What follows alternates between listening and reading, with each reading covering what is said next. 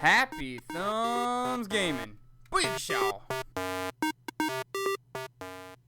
Hey everybody, it's Brian with HappyThumbsGaming. Today we've got another LEGO Harry Potter years 5 through 7 video. Happens to be level 5, a giant Virtuoso free play. It will require all of the extra character requirements, one strong, one dark magic, as well as a key character. If you don't have any of those, we suggest you watch our preparing for free play video. Otherwise, we're gonna go ahead and keep on keeping on here through the leaky cauldron. We're gonna walk over to this glowing welcome mat, and of course we're gonna choose level 5 in the upper left corner, which happens to be a giant Virtuoso.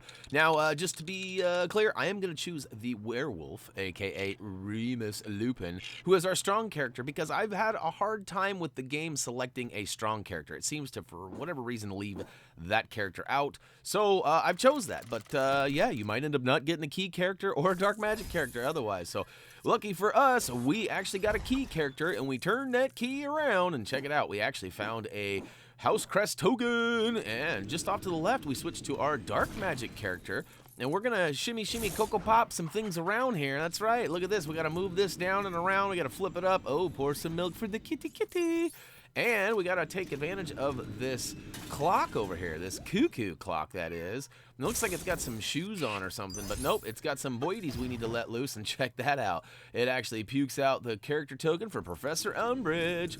So we are officially good to go now, and we'll go ahead and advise you to click the quick links down below in the video description. Not so easy for me to say. And meanwhile, we're gonna bounce around on the sofa and get some bluesies and a couple purples toozy. And check it out, we actually already have the true wizard requirement, so that was pretty easy. But next up, we actually have to turn a few of these plates around, and I'm having some big issues. I don't know if this is like Umbridge's commemorative plate collection or whatever, but there's certainly a lot of plates. And if you spin the bottom left one around, the kitty will move to kind of the lower right corner, which then you have to fasten the bottom right plate and then spin it around so he will go up. It's kind of a weird little maze that you create for this kitty. But look at that, he goes up, and now he pukes out another, or drops out. I guess he didn't puke it out. He dropped another commemorative plate that we gotta spin all the way around. Actually, you have to do it 3 times, so not quite all the way. 3 out of 4. And eventually, the kitty goes for a nice little stroll through the jungle and gives us what we need, which happens to be a little potion for the old flu. That's right, the flu network, that is. And here we go, we're actually ready to roll out. So keep in mind, this video has been sped up ever so slightly. All cutscenes and loading moments have been removed, and we are off and running through the forest now. In fact, this is a good time to actually stack up some red tops, as there are, well, there is a trophy achievement for, I believe it is, taking out 25 of them. So you could certainly hang out in this area and replay it again and knock that out, or you could take your chances and hopefully run into some more. I know there's a couple of places in free roam that we're going to see some of those guys too, so I wouldn't waste too much time, but it just depends on how, you know, I guess insistent on getting that trophy you are right now. But all right, so yeah, we got to this barrier in the wall there. We actually didn't show the actual barrier. We went to the solution to the barrier, which was we had to chop down or move a plant over on the left lower side and then hop on it and take a lift upstairs, which then we had to use Leviosa on that stump up there, which moved that weird vine around, and it actually moved it so much that it removed itself from blocking our pathway there. So we're gonna drop down, and once we get past this blockage, we're actually going to switch to Hermione, and we're gonna hop on this bag of tricks pad. That's right. It can be kind of confusing here. It kind of blocks our view of what's to come here, so you might want to dig up that pile of stinky bits right now, but otherwise we're going to pull out this old spider coin-operated machine here, and it's going to take us for a little stroll, puke out a bunch of studs, and then look at that, we've also got ourselves a green House Crest. So all right, now we've got the digger out. We've got old Crookshanks digging away. And let's see here. We're going to go ahead and take out both of these. This is kind of a funny angle here, as there is, it looks like a Venus flytrap of some sort. I'm sure there's a Harry Potter specific name for that type of, well, I don't know if it's an animal or what we want to call it, plant, I guess. But yeah, what we got from those 2 spots that we dug up were 2 of the 3 parts needed for this purple flower. So third one's going to be right behind the back left dig spot, and we're going to use Leviosa to shake up them branches around, and it gives us the third and final one. And yeah, you don't want to miss that bluesy. You know me. Oh, there's a purple on the front side of the screen there. We'll come back and get that, I promise. And all right, we got a red top blocking our path here, which is also going to take us right to a silver lock, which we're going to bust open and check it out. It's the yellow House Crest. And we're going to add that up. We only got one more House Crest to go, and we're actually making pretty good ground as we are about halfway through this video here. Almost, not quite, almost. Look at this, red top galore. I got like 5 or 6 just in this level today. So that means, you know, I got to be well on my way to getting that trophy achievement. Spoiler alert, I don't get it in this video, so we got more red top removal to do. But speaking of more to do, we have this upper right corner that we want to pay attention to where there's a Weasley box. And we want to do this before advancing through the left hand or middle area there. You can see there is that section that's blocking our path, and we need to use the scissors and Leviosa to cut those flowers off. But it's important that you use the Weasley box so you can go ahead and launch that firecracker and go big bada boom over there and free the old student in peril, and of course turn that frown upside down. Now this is kind of a weird, I don't know if it's an environmental problem or what, but as you can see, there was that hole in the log back there that I jumped through, and all of a sudden I was like on a spider web and I could jump on it. It's kind of weird, but make your way back to the same spot where that Weasley box was and do this before cutting any of the flowers off of the blockade blocking our path. And that's because this is, well, if we go through that blockade, it's going to take you to the next area, and you're going to have to play this level again.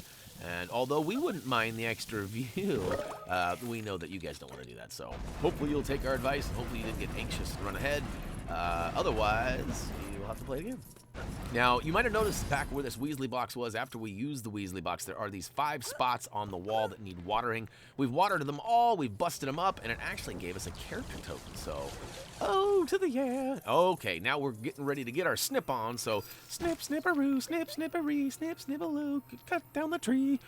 I don't know. All right, sorry. All right, we'll get them all, though. There's 4 snips that need to be done, and it's a little kind of a funny angle, and I get them eventually, I promise. And once you get all 4 of them chopped down, we can just go ahead and follow the old stud trail into the next area, which, as soon as we start, we're going to bust off over to the left and go right under where this kind of yellowish-greenish bird is, and we're going to use Leviosa on a pile of branches or brush, and it actually reveals a nice little watering spot. So we'll use Aquamenti to fill that up, and there's actually 2 points of interest on this flower that grows. You need to hit down low and up high. Once you hit them both, it drops the old blue House Crest, and booyakashow! That completes the House Crest for this level, and we're going to go ahead and take out all of this extra stuff here because we found that when you drive this weird, I don't know what you want to call it, the old ring-a-ling-dinger, that thing kind of gets stuck on items of the level. So, you know, we're taking everything out. Now, in this particular spot over here in the front right corner by the old, looks like some sort of a Segway or something like Paul Blart would mob through the mall. But we actually have to take out all of the local stuff on the ground, and once you get it all, it'll start bouncing some bricks that can be built up into the rest of this. I guess it's a trike is what it really is, and it's got a bell on the back, and we need to go to these 3 hot spots and ring the bell so that these birdies will fly over to the big log. And then once they're all over there, we're going to need to ring it one more time, as indicated right now.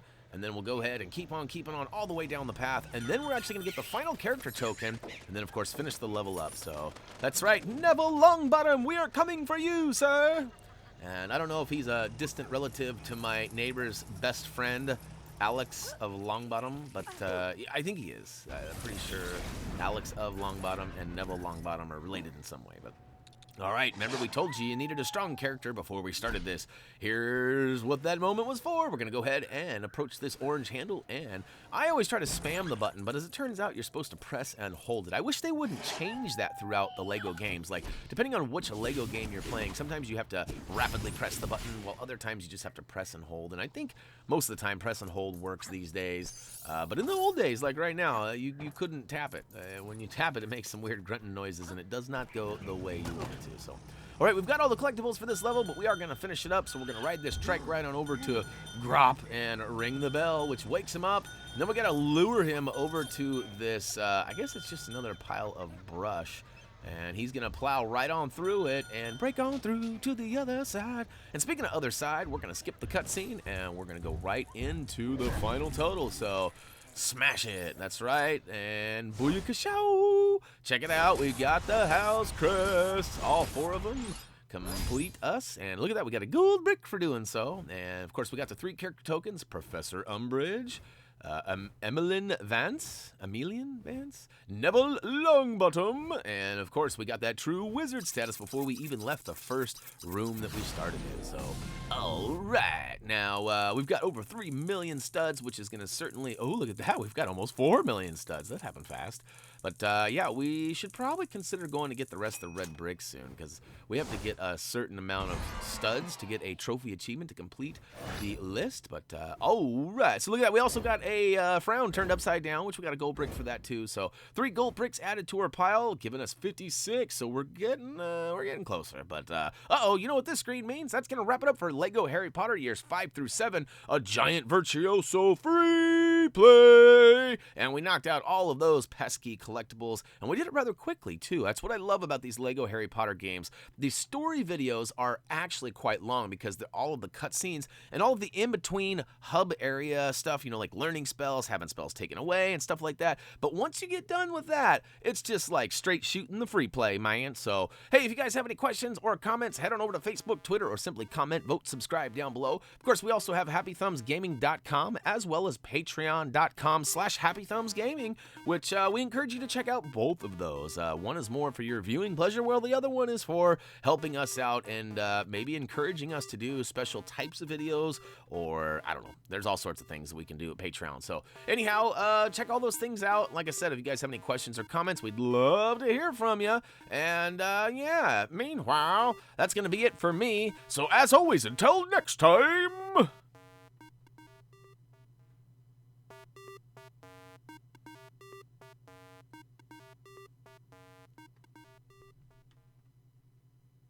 a giant Virtuoso!